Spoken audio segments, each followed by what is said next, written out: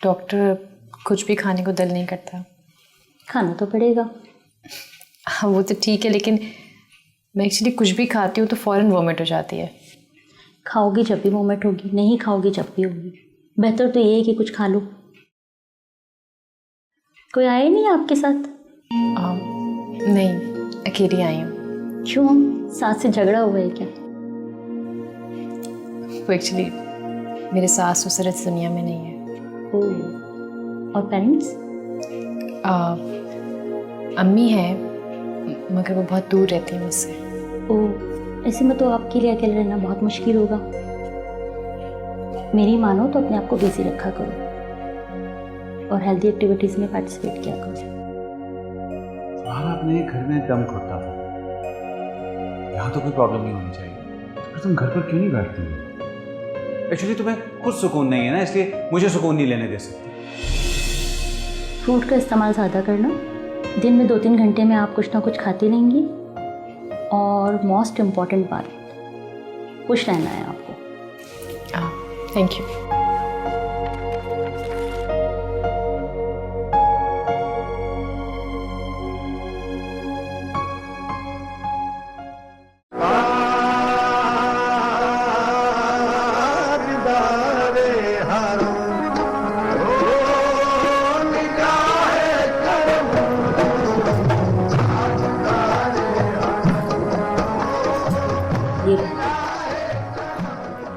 अच्छी तरह से नहाकर इन्हें पहन ले। नहाना तो नहाना होता है, अच्छी तरह से क्या मुराद है तुम्हारी? मेरा मतलब था कि खाली सादे पानी से ना नहा लेना, इसमें साबुन भी है और शैम्पू भी। शैम्पू से 2 बार अच्छे तरीके से सर धो लेना। अच्छा, ये सब करने से मैं साफ सुथरी हो जाऊंगी? हाँ हाँ, बिल्कुल हो जाओगी। ये सब करने से बदन की मैल तो साफ हो जाएगी। क्या क्या कोई ऐसा शैम्पू साबुन है जिसे जिससे मन की गंदगी साफ हो जाए? तेरी बातें बहुत मुश्किल होती है, मेरे पास इनका जवाब नहीं है। इनका जवाब भी तुझे ही मालूम होगा। मुझे जवाब मालूम होते तो क्या मैं अपना सामना करने से घबराती?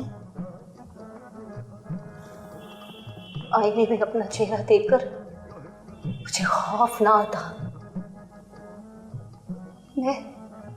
मैं तो अपना एहतसाब नहीं कर सकती। जब वो रब करेगा तो क्या होगा? तू गुफ्तगू से तो मुझे पढ़ी लिखी मालूम होती है, फिर मज़ार पर कैसे पहुंच गई? बस एक बार कोशिश की थी रोशनदान से झांकने की, थोड़ी सी रोशनी मिल गई। तू भी कोशिश कर। कोशिश के बगैर अंधेरों से कैसे निकल सकती है? क्या करूं, तू बता ना। कोई किसी को कुछ नहीं बताता, अपना जज्बा ही मंजिल की तरफ लेके जाता है। तुमने रोशनदान से झांकने की आरज़ू बेदार हो चुकी है। अब यही आरज़ू तुम्हें रोशनदान तक लेके जाएगी। दुआ करो, दुआ करो, तब तक सूरज ना गरूब हो। रोशनी की किरण मिल भी जाएगी।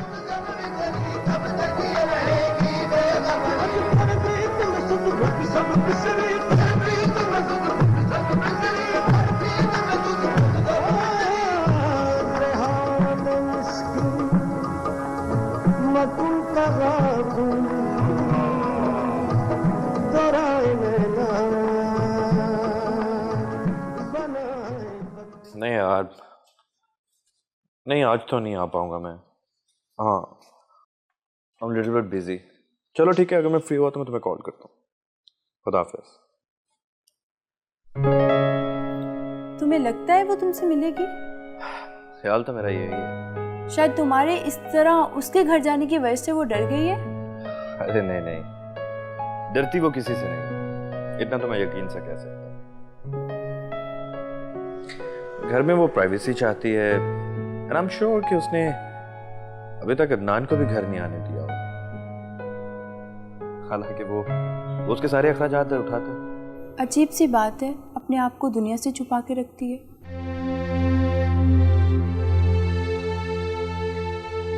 कोई ना कोई ऐसा राज जरूर है जो दुनिया से पोशीदा रखना चाहते हैं। तुम्हें उसके राज से क्या लेना देना? और ये तुम राइमा के पास क्यों चले गए, जबकि तुम्हें आंटी के पास आना चाहिए था? नताशा, मैं आंटी को ये बताकर परेशान नहीं करना चाहता कि सना रो रही है।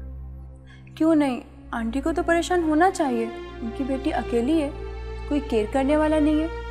हालांकि वो खुश तो बहुत थी अपने नानी बनने पर। उनसे कहो कि इस खुशी को वो सना के साथ सेलिब्रेट करें। मैं कहूँगा तो वो मान लेंगे। मेरा ख्याल है कि वो सना से ज़रूर मिलना चाहती होंगी। तुम कहोगे तो वो ना नहीं करेंगी। कोशिश करूँगा कि वो इस बात पर राजी हो जाए।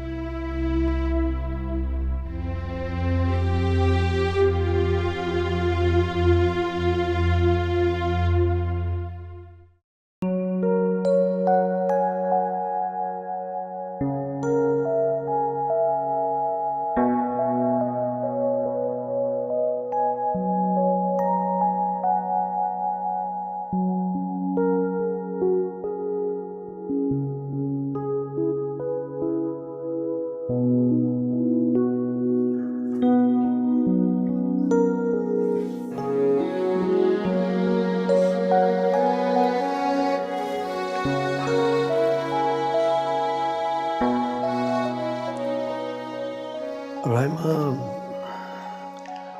एक बात पूछनी थी तुमसे। पूछो। आजकल तो कुछ परेशान सी लगती है। ये कहीं मज़ार पे जाने का असर तो नहीं? मज़ार पर जाने से तो सुकून मिलता है मौलवी। फिर तेरे चेहरे पे उदासी क्यों रहती है? उदासी नहीं मौलवी, सोच। उस फकीरने की बातें मुझे कुछ सोचने पर मजबूर करती हैं। तू मौलवी होकर भी ठीक तरह से नमाज नहीं अदा करता, और वो बेचारी भिखारन होकर भी इतनी गहरी बातें करती है। तू उस भिखारन को मुझ पे तरजीह दे रही है? वो आम भिखारन नहीं है, वो अल्लाह वाली है, बहुत नेक औरत है। ये तो तू अब कह रही है, मगर ये बहुत तेज होती है। ये पहले अपनी बातों के जाल में बंदे को फंसाती और फिर घर तक पहुंचती। घर पहुंचने के बाद घर का सफाया कर देती। तेरी सोच भी तेरे किरदार की तरह कितनी छोटी है। क्या क्या क्या मतलब? मैंने उसे घर आने को कहा था, मगर उसने साफ मना कर दिया। उसका जाहिर कुछ भी हो, लेकिन उसका बातन बहुत साफ है। मैंने तो ऐसे ही कह दिया। तू कह रही है तो अच्छी ही होगी, बल्कि बहुत अच्छी होगी।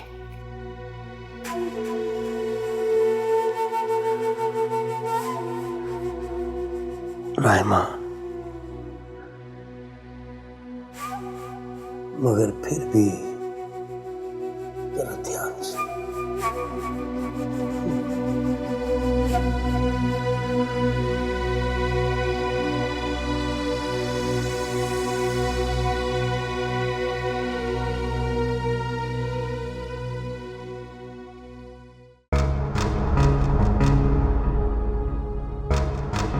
यानी तुमने इरादा कर लिया है कि तुम मेरी बात नहीं मानोगी? बात मानने का कोई जवाब भी नहीं है। जवाब तो है, मैं इस बच्चे को ही तस्लीम नहीं करता। इतना जवाब काफी है ना। ये कोई जवाब नहीं है कि आप उस बच्चे की जिम्मेदारी नहीं उठा सकते।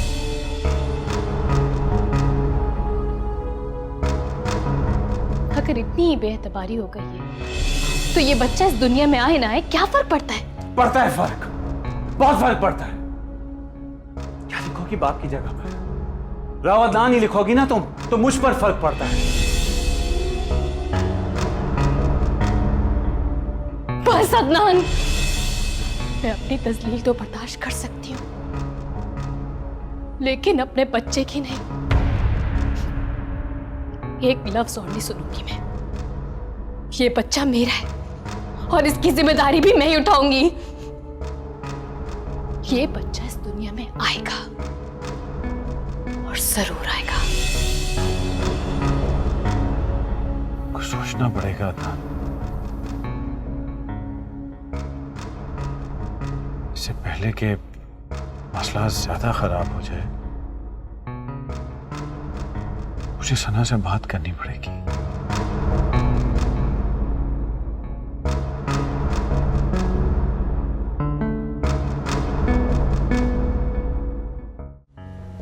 मैं मानती हूँ कि मैं उसकी जिंदगी के बारे में कुछ भी नहीं जानती, मगर ये भी सच है कि मैं कुछ जानना भी नहीं चाहती।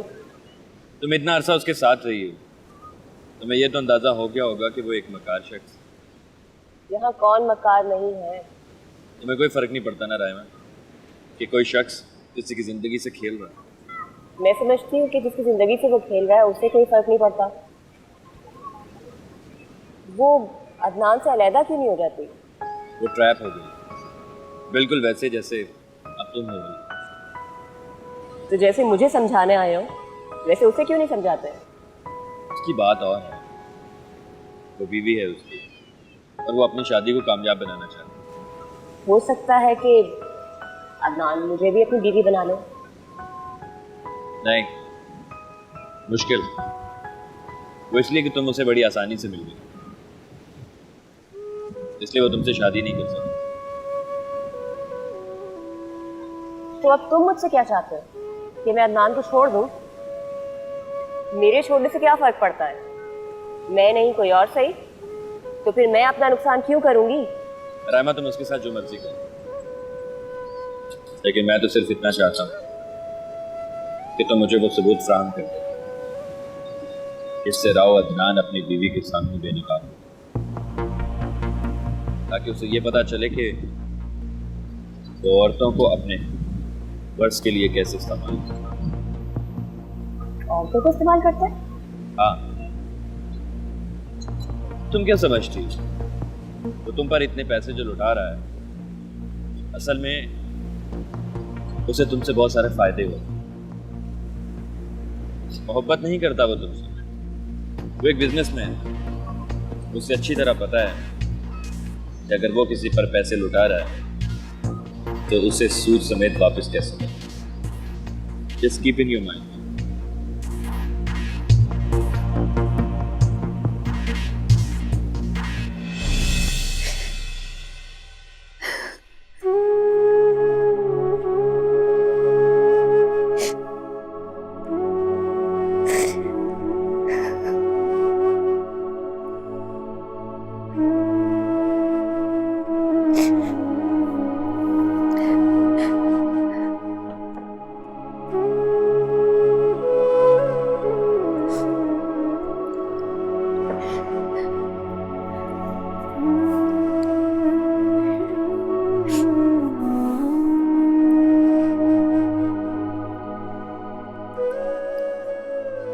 बहुत बुरा हूं ना मैं। हमेशा तुम्हें रुलाता रहता हूं और आज तो मैंने हद ही कर दी। अपने होने वाले बच्चे के लिए क्या कुछ नहीं बोला मैंने। ऐसा तो जानवर भी नहीं सोचते होंगे कभी।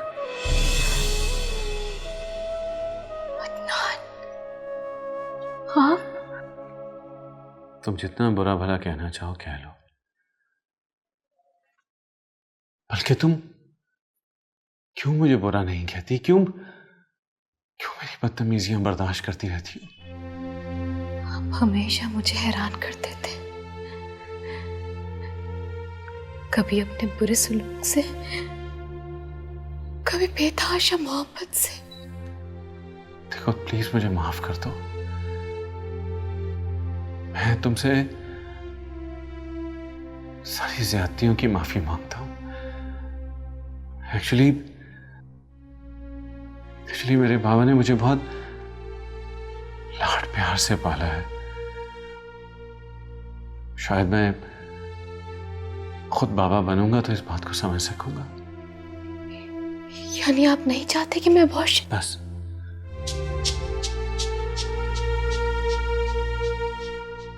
नहीं, ये लफ्ज अपनी जबान से कभी मत निकालना। आप नहीं जानते कि मैं आपकी बात सुन के कितनी खुश हूं। आई नो कि तुम ये समझ रही होगी कि मैं बहुत सेल्फिश हूं और अपने होने वाले बच्चे का एहसास मुझे सब कुछ कहलवा रहा है। अगर ऐसा है ना तो ये मेरे लिए और भी खुशी की बात है।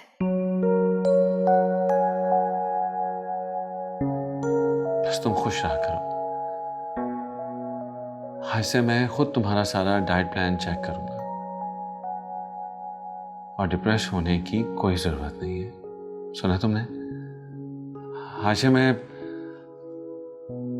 केबल बंद करवा दूंगा। मैं नहीं चाहता कि किसी किस्म की न्यूज़ सुनकर तुम डिप्रेस हो, बल्कि तुम्हारी पसंदीदा सारी डीवीडीज ले आऊंगा ताकि तुम सारे वो प्रोग्राम देख सको जिसे देखकर तुम खुश हो सको। और सबसे पहले एक अच्छी गायनेकोलॉजिस्ट से मैं तुम्हारी अपॉइंटमेंट लेता हूँ। लेकिन डॉक्टर से तो मैं चेकअप करवा रही हूँ। नहीं, मैं शहर के सबसे अच्छे डॉक्टर से अपॉइंटमेंट लूंगा। अपने बच्चे के लिए मैं कोई कॉम्प्रोमाइज नहीं करूंगा। और प्लीज तुम्हें मेरी चंद बातें माननी होंगी। फॉर गॉड सेक प्लीज तुम ना नहीं करोगे? हाँ, आई प्रॉमिस आपकी सारी बातें मानूंगी।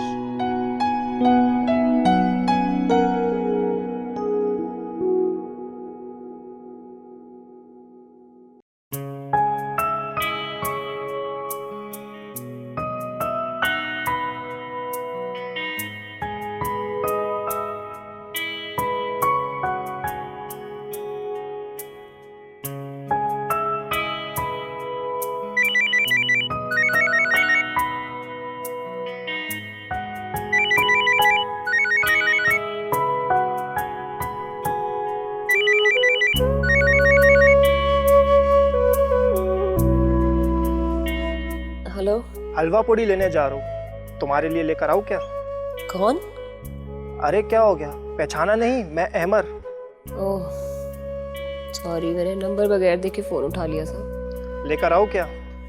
चलो ओके बाय।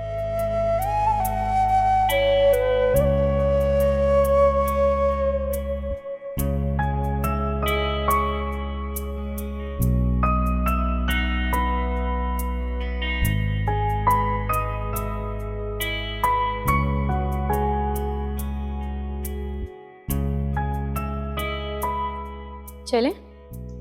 कहाँ? डॉक्टर से अपॉइंटमेंट है ना आज। अरे हाँ, तुम्हारा तो आज डॉक्टर से अपॉइंटमेंट है। आपको नहीं पता तो आप किसके लिए तैयार हो रहे हैं? ऑफिस के लिए और किसके लिए? आप मेरे साथ नहीं जाएंगे? सच्ची बात यह है कि मैं भूल गया। रात की बात सुबह भूल गए। मैं क्या करूं, अकेला क्या क्या याद करूं। और फिर तुम एक नन्हा सा गिफ्ट जो दो जो मेरे साथ आगे चलकर बिजनेस संभालो। उसमें अभी बहुत टाइम है। हाँ मगर उम्मीद तो बन गई है। तो क्या मैं अब अकेली जाऊं कम ऑन सना, वैसे भी चेकअप तो तुम्हारा है ना। मैं काम करता हूँ, डॉक्टर को फ़ोन करता हूँ, बल्कि मैं तुम्हें डॉक्टर के पास ड्रॉप कर देता हूँ, फिर ड्राइवर तुम्हारे पास आता है। व्हाट डू यू से? बस तुम खुश रहो, मैं नीचे तुम्हारा वेट कर रहा हूँ, तुम जल्दी से आ जाओ।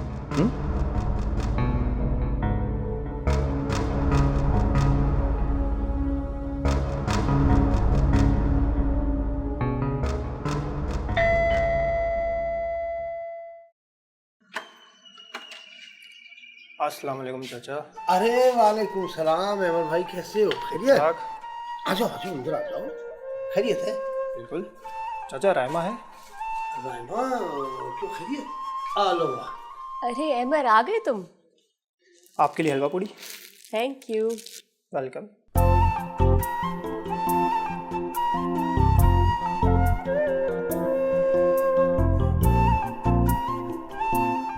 मैं जाता हूँ। अरे रे, कहाँ जा रहे हो? हमारे साथ नाश्ता नहीं करोगे? नहीं, वो घर वालों के साथ करूँगा। हम क्या गैर हैं? वो घर वाले इंतज़ार कर रहे होंगे ना। तो ठीक है ना, जाने दो भाई, घर वाले इंतजार कर रहे होंगे। अच्छा ठीक है, अच्छा आप जाओ। अल्लाह हाफ़िज़।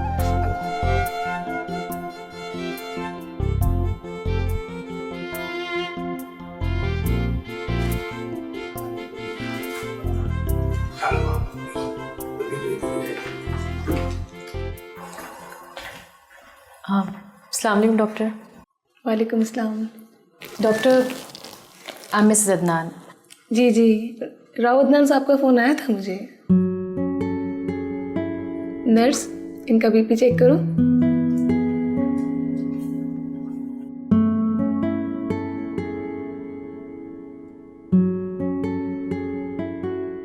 आपको अल्ट्रासाउंड भी करना होगा। जी हाँ, मुझे अदनान ने बताया था। So, are you ready for that?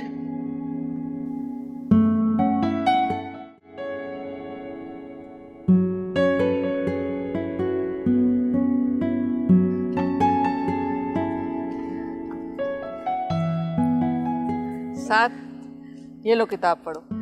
शुरू में कुछ ड्राई है, लेकिन जैसे जैसे पढ़ते जाओगे ना तुम्हें इंटरेस्टिंग लगेगी। वैसे आंटी, किताब अच्छा सबक देती है या तजुर्बा? किताब भी किसी के तजुर्बे और मुशाहिदे का निचोड़ होती है, लेकिन हकीकत ये है कि लोग सिर्फ इंटरटेनमेंट के लिए किताब पढ़ते और सबक अपने तजुर्बे से हासिल करते, और अक्सर लोगों को सबक ठोकर खाने के बाद ही मिलता है। लेकिन शायद कुछ लोगों को एडवेंचर पसंद होता है, इसलिए वो हर चीज़ को परखना चाहता है, और इसी वजह से अपने करीबी लोगों के तजुर्बे को अक्सर नज़रअंदाज कर देते हैं। वैसे आंटी, हर तजुर्बा कामयाब हो ये ज़रूरी नहीं। देखो साथ, अगर किसी को आग के पास जाने से मना किया जाए और वो फिर भी जिद करके आग के करीब चला जाए, तो फिर झलसना उसका मुकद्दर बन जाता है। अगर वो बच भी जाए तो काफ़ी अरसे तक तकलीफ रहती है। क्या ऐसा शख्स हमदर्दी के लायक नहीं? तुम कहना क्या चाहते हो? खुलकर कहो। आंटी, अब जानती हैं कि सना इस वक्त किस कंडीशन से गुजर रही है। वो माँ बनने वाली है, और मेरा ख्याल है कि उसकी इस हालत में आपको उसके साथ होना चाहिए। मैंने भी सोचा था इस बारे में, लेकिन फिर मैंने सोचा कि सना को किस चीज़ की कमी है। महंगे से महंगा डॉक्टर उसके पास मौजूद है, खिदमत करने के लिए आसपास कई नौकर मौजूद हैं। आंटी, कोई भी नौकर माँ का निमल बदल नहीं होता। माँ जब बच्चे को खिलाती पिलाती है, चलना सिखाती है, नहलाती है, उसकी परवरिश करती है, तो उसकी नौकर तो नहीं होती। देखो साथ, जो खबर तुमने मुझे दी, क्या सना वो खबर मुझे खुद नहीं दे सकती थी? बच्चे बड़ों से जिस तरह जिद करते हैं, उस तरह उनके खफा होने से दूर भी हो जाते हैं। मेरा मुशाहिदा तो यही कहता है, बच्चे जिद करें या डर से दूर हो जाएं, जिद पूरी करने या डर दूर करने के लिए हमेशा पहल बड़ों को करनी पड़ती है।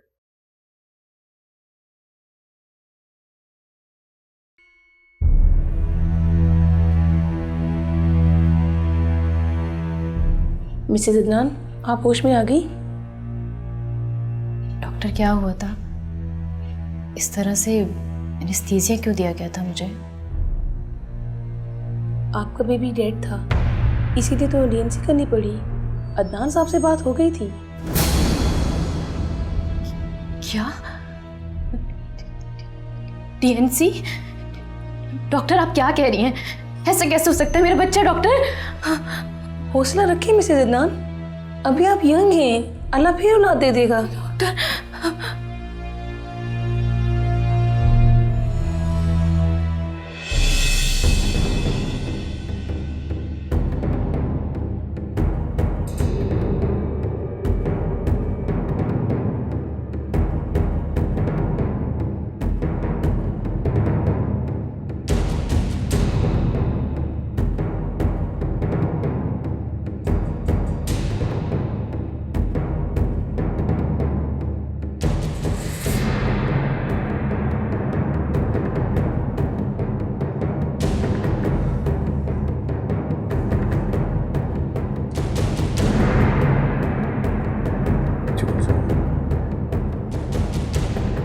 सना,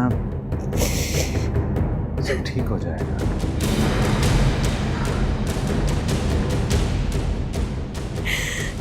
सब ठीक हो जाएगा। कुछ ठीक नहीं होगा।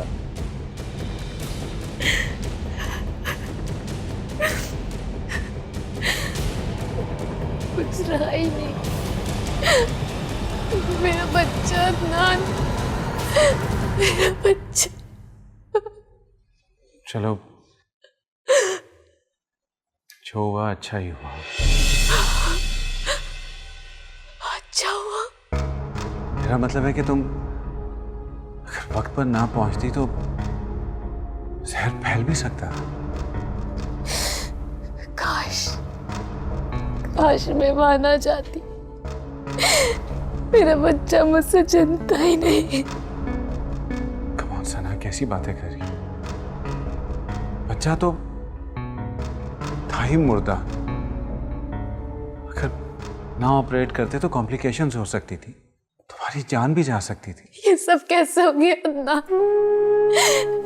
मेरा बच्चा अगर डेड था तो मुझे फील क्यों नहीं हुआ? देखो, तुम खुद को देखो, कितनी वीक हो गई हो तुम मेडिसिन्स ले रही हो ना?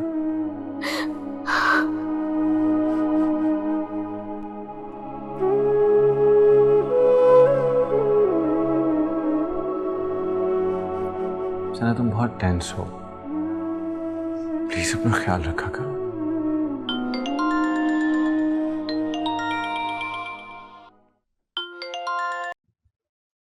हेलो। हाँ, मगर फ्लाइट तो 7 बजे है। हाँ, तुम भी सही कह रहे हो कि कहीं ट्रैफिक में ना फंस जाएं और फ्लाइट ना निकल जाए। ठीक है, मैं आधे घंटे तक निकल रहा हूँ। Okay okay. कहीं जा रहे हैं? हाँ, वो इस्लामाबाद जाना पड़ रहा है मुझे। एक बाहर से डेलीगेशन आया हुआ है। सॉरी, मैं तुम्हें बता नहीं सका। मुझे खुद आज पता चला है, बल्कि सीट्स अभी कंफर्म हुई हैं। देखो, आई एम सो सॉरी। मुझे तुम्हें साल में छोड़कर जाना बिल्कुल अच्छा नहीं लग रहा, लेकिन सना, अगर मैं ना गया तो बहुत बड़ा नुकसान हो जाएगा।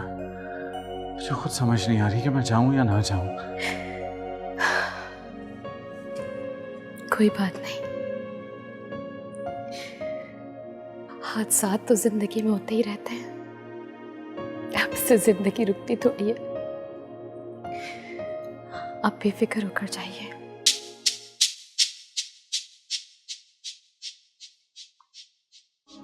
जीवन से रंग बिखेरे जैसे आई खिज़ां, दर्द मिले तो जख्म ये टूटे, दिल से उठे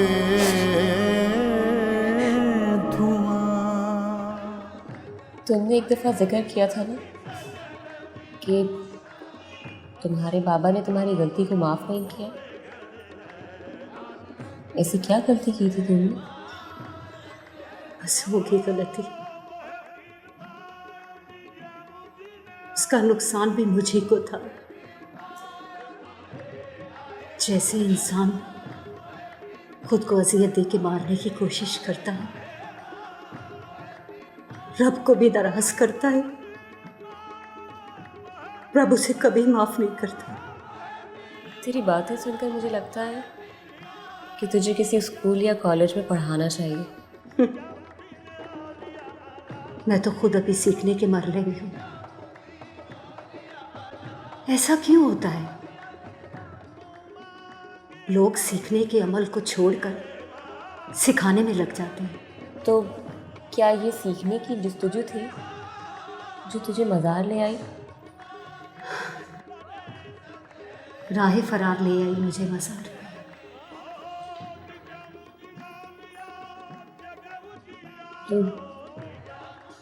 तो किस चीज़ से फरार ढूंढ रही थी? जिससे तू खेल रही है।